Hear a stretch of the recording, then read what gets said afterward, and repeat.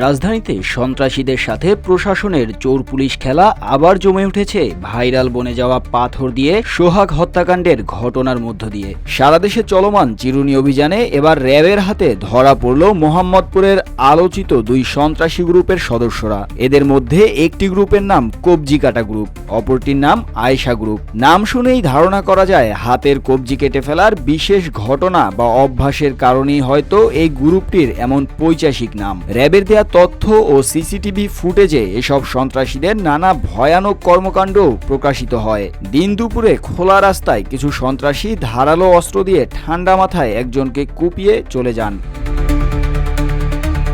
এই কাজে ব্যবহৃত তাদের অস্ত্রের নাম সামুরাই।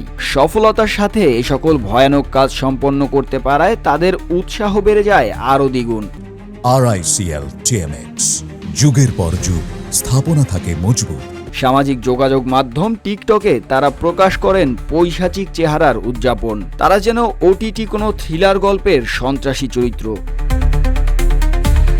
13 জুলাই গভীর রাতে র্যাব হানা দেয় আয়েশা গ্রুপের আস্তানায়। আয়েশা গ্রুপের প্রধান সন্ত্রাসী মোহাম্মদ আসাদ ওরফে আরশাদ আয়েশা এবং তার সহযোগী ইউসুফকে আটক করে র্যাব 2। চলতি মাসের শুরু থেকে শুধু মোহাম্মদপুরে এই দুই গ্রুপের প্রধান সহ তাদের অনেক সহযোগীকে আটক করে র্যাব সদস্যরা। পাশাপাশি এই একই এলাকার বিভিন্ন ডাকাত চক্র ও ছিনতাইকারীদেরও গ্রেফতার করেন তারা। তবে এসব গ্রেফতারের পেছনে থাকে বিভিন্ন ভাইরাল ভিডিও, অর্থাৎ প্রশাসনের অপরাধ নিয়ন্ত্রণে চলমান কর্মসূচির মধ্যে ভাইরাল ফুটেজে অধিক টনক নড়ে তাদের।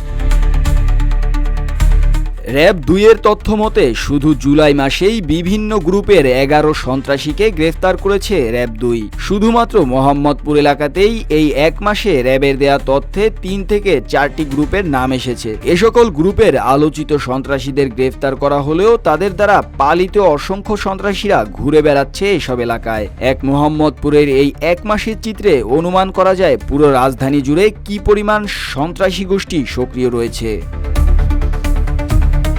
র্যাবের কাছে আটক আয়েশা গ্রুপের প্রধান আরশাদ আয়েশার জীবন বৃত্তান্তে দেখা যায় তার নামে বিভিন্ন অপরাধে 2014 সাল থেকে মামলা হয়েছে 7টি। অর্থাৎ অতীতে গ্রেফতার হলেও আইনের ফাঁক দিয়ে জামিনে বের হয়ে আবারও যুক্ত হন অপরাধে। জেল সন্ত্রাসীদের জন্য যখন আসা যাওয়ার একটি গন্তব্যে পরিণত হয় তখন তাদের অপরাধ করার সাহস এবং হিংস্রতা যোজন যোজন বৃদ্ধি পায়। রাজধানীর এক মোহাম্মদপুরের এই গ্রেফতার, ভাইরাল ফুটেজ এবং অপরাধীদের অপরাধের দীর্ঘ তালিকা বারবার মনে করিয়ে দেয় আইনের দুর্বলতা। বারবার সামাজিক যোগাযোগ মাধ্যমে প্রকাশিত বিভৎস ভিডিওগুলো প্রশ্ন ছুড়ে দেয়, আমরা মানুষ হলাম কই।